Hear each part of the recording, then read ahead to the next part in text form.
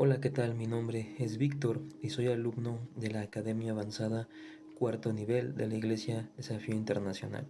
Y como es costumbre, en cada nivel analizamos un libro para reforzar nuestros conocimientos. En este nivel veremos sobre la consejería cristiana, para lo cual analizaremos el libro de Una consejería cristiana efectiva.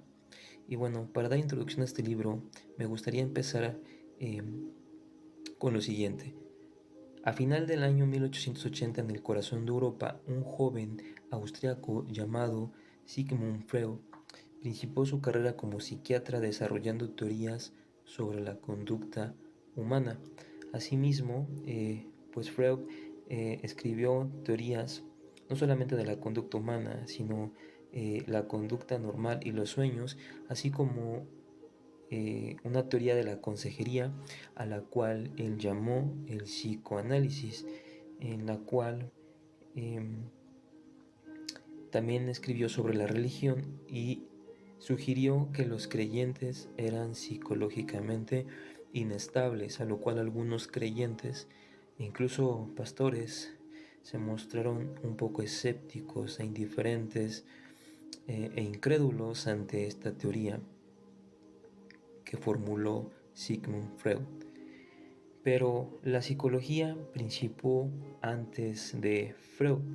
Un claro ejemplo de estos, o unos claros ejemplos serán los siguientes, los cuales son ejemplos bíblicos que nos muestran que realmente la consejería y la psicología principaron desde hace mucho antes de que este joven austriaco formulara estas teorías.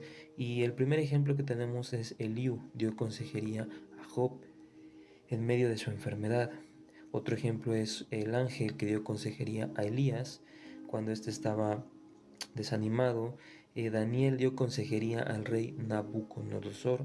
David tocó el arpa y trajo tranquilidad a Saúl.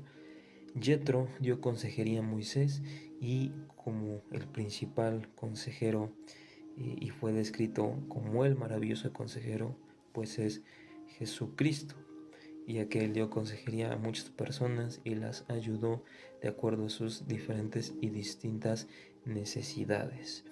Y para que entendamos un poco mejor esto, me gustaría retomar el ejemplo de Jetro con Moisés, ya que este es un buen ejemplo de una consejería cristiana efectiva, ya que Moisés se veía un poco aturdido por delegar las tareas, por delegar eh, algunas actividades que realizaba él.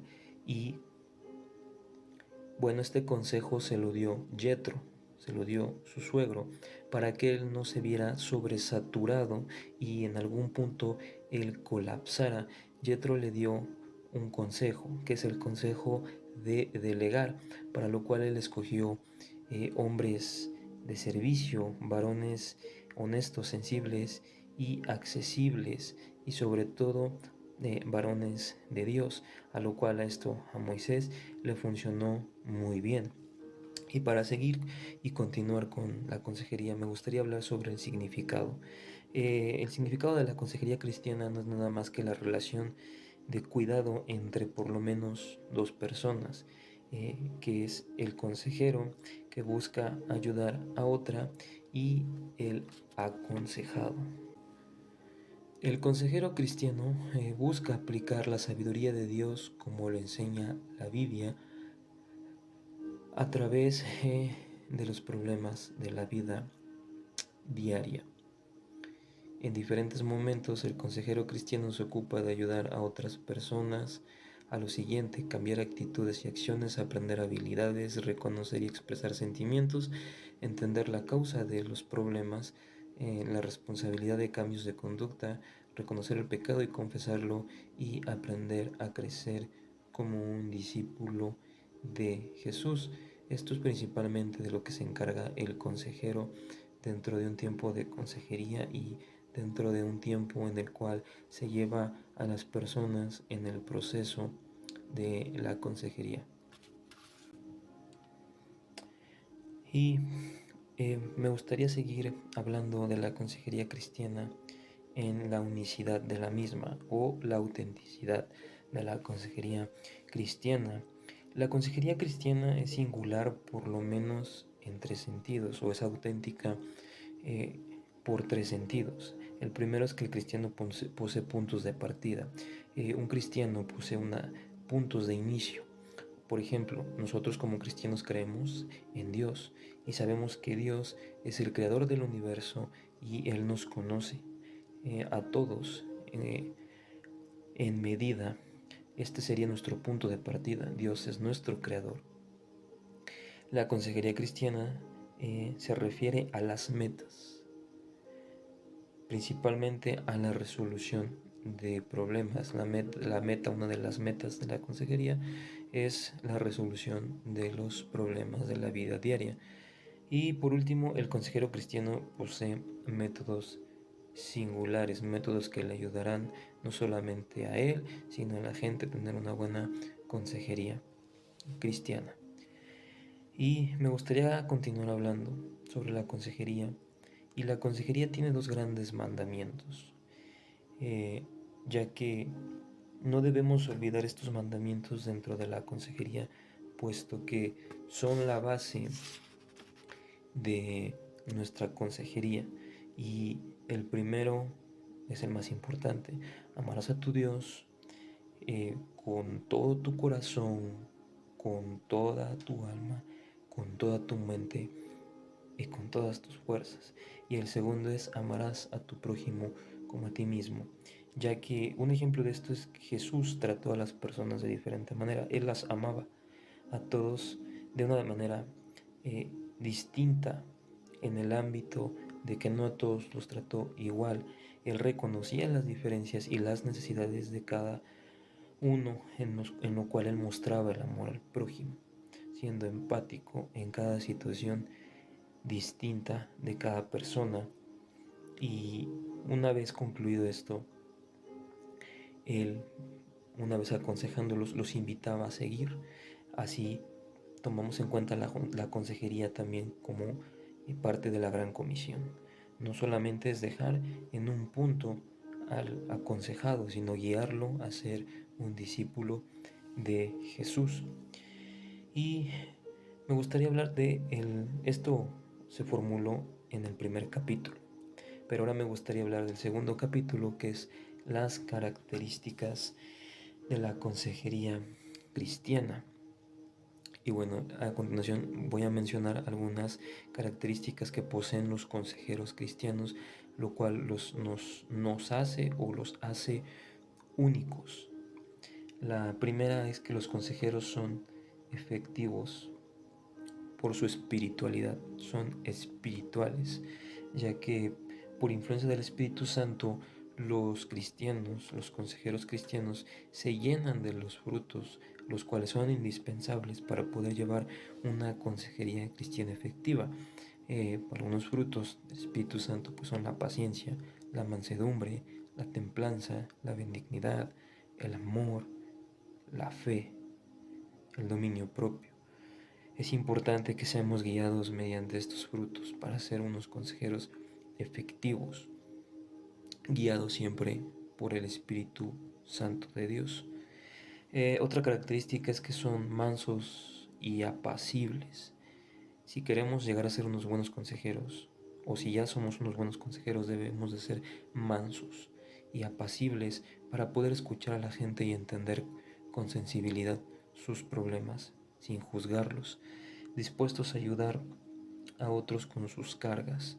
Debemos de estar dispuestos y en ocasiones ayudar, aunque sea a veces doloroso y vergonzoso, pero debemos de estar dispuestos a que esas cargas puedan no ser parte de nosotros, porque no nos podemos cargar de lo que tienen las otras personas, pero sí hay momentos en los cuales necesitamos ayudar a los demás, a guiar a cómo pueden ir superando estas cargas en las cuales ellos pues tienen. Otra característica de un consejero cristiano efectivo es que son humildes, no se dejan engañar por la arrogancia, reconocen que es Dios realmente el que da la sabiduría. Dios es el que revela a través del Espíritu Santo y da la resolución de cada problema utilizándonos a nosotros como instrumentos. Debemos mantener este principio con humildad, que no somos nosotros sino es Dios.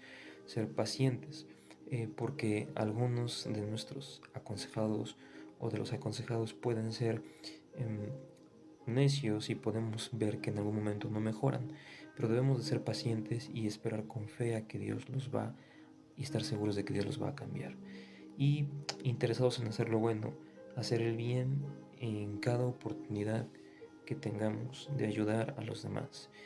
Y así como también los consejeros cristianos tienen buenas características para poder aconsejar, también hay tensiones. Algunas de las tensiones es que la consejería resulta ser agotadora emocionalmente. Para ello tenemos que prevenir tensiones. ¿Y cómo podemos hacerlo? Pues siempre tomar un tiempo a solas, como Jesús lo hacía cuando se apartaba de sus discípulos para orar. Compartir una responsabilidad, como el ejemplo que puse al principio de Moisés, cuando Jetro le dio la delegación, bueno, el consejo de delegar y el apoyo de otros creyentes. Y sobre todo la oración, que es la que va a renovar las fuerzas y la que nos va a mantener en conexión con Dios. Y me gustaría continuar hablando sobre la psicología secular y la consejería cristiana. La psicología secular es la base de la consejería, ya que debemos de ver cómo educar, cómo estabilizar o la estabilidad familiar, los negocios. No puede ser ignorada la psicología, ya que Dios en su sabiduría nos ha permitido o ha permitido a los psicólogos descubrir muchos hechos útiles. Algunas de las teorías psicológicas son las siguientes: corrientes directivas. El consejero es visto como un experto, él es el que lleva el caso, él es el que lo analiza, él es el que da resolución. Corrientes permisivas, hablamos de los aconsejados. En esta ocasión, ellos son los que resuelven sus propios problemas, son orientados para buscar una solución ellos mismos, obviamente con la ayuda de Dios. En las consejerías cristianas, en la psicología, se busca que ellos busquen las soluciones por su propia cuenta, apoyados del experto. Y las corrientes de interacción, en donde ambos, aconsejado y consejero, buscan una solución ambos. Y me gustaría ir cerrando con la iglesia y la consejería cristiana. Una de las más grandes tareas de la iglesia es ayudar a otras personas. Recordemos que somos un solo cuerpo y Cristo es la cabeza. Y como tal, se nos han dado dones con el propósito de ayudar y de edificar. No es necesario ser un consejero profesional para ayudar a otros. Muchos pastores y consejeros que sirven a Dios adquieren el poder de ser usados por Dios, y pues para ello no es necesario ser un experto, más bien es necesario ser eficaz. Entonces, en conclusión, pues la consejería cristiana, ayudada de la psicología o del psicoanálisis, es algo que principió mucho antes, muchísimo antes, desde los principios de las historias y personajes bíblicos, como vimos al principio. Y pues para terminar, podemos darnos cuenta que para ser consejeros cristianos efectivos siempre debemos de poseer al Espíritu Santo, siempre debemos estar en conexión con Dios, y es una tarea muy complicada en ocasiones y nosotros no estamos sujetos a Dios. Y de momento sería todo. Espero que este video les haya agradado y nos vemos más adelante para más capítulos y más conocimiento y sabiduría de Dios. Hasta luego.